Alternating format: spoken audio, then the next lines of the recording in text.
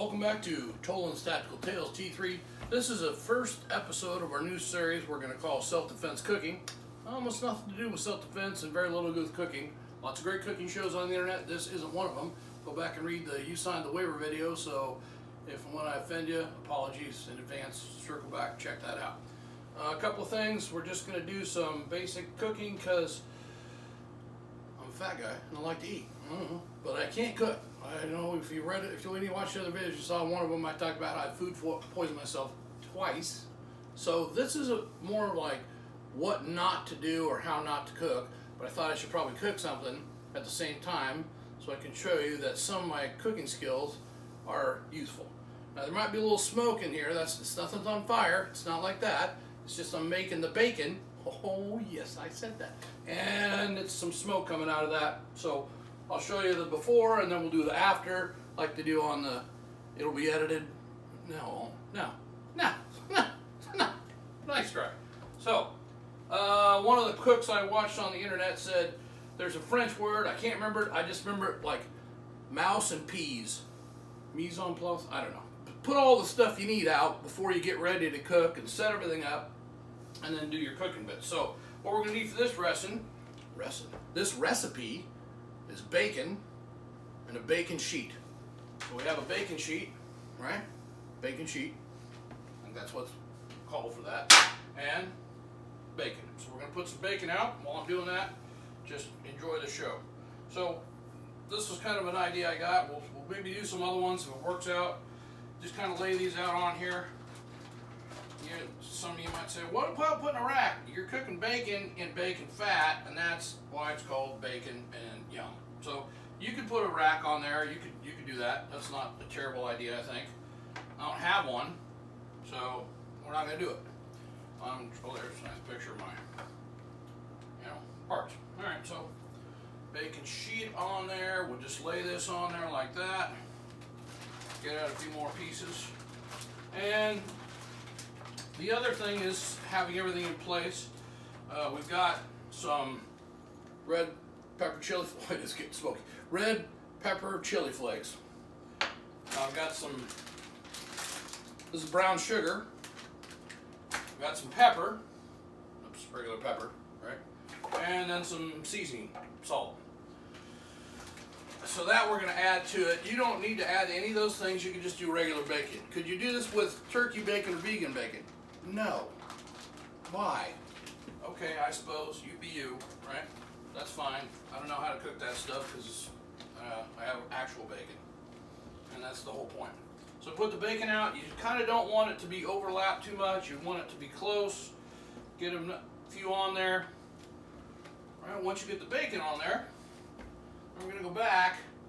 I kind of like to alter it so you can get as much on there as you can. So it might be hard to see because there's a lot of smoke, but that's fine. We'll be fine.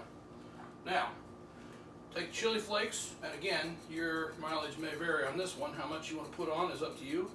I like a little pepper because it's spicy, and I'm a little spicy. So we got that. That's good. I don't know what the measurements are. They're not going to be in the description down below because, I don't know. Just put on there how you like it. This is not how to cook, so, remember. Pepper, same thing. A reasonable amount of pepper, necessary for the purpose.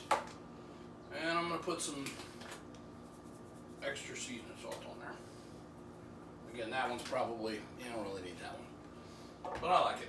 Now the cool part is brown sugar. Now if you have the stuff that's clumpier, that's probably better. This stuff's kind of the less expensive version, and I just bought it because I wanted to have something around to do this exact thing with. And all this is going to do is when it all heats up, right, then it'll kind of melt on there.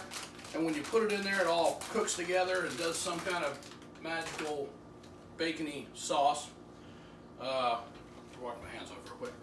So that's kind of the idea. Now I wanted to just kind of do something fun. If you like this one, great. Subscribe, share. Do all the things with the video, comment down below, put the notifications on so you get noticed when we get new ones. This is a little different than the normal one, but we're trying a new series.